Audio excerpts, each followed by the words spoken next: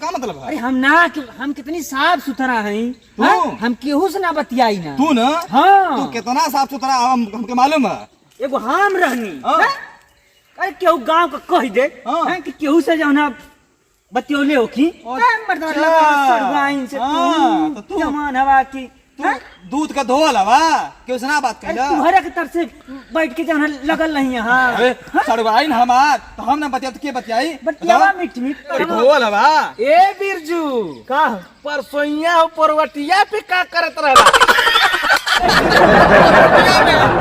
दूधे के धोवा बड़ा चिकन मर्द हो ना। का जरूरत है दूसरे में अंगुरी कैले का जब वही में हवा तो तू कहाँ देख लेला? अरे वही से खेतवा ही कह के आवत रहली। ए भैया जे जहाँ जियत खाता ना वो जिये खाएदा।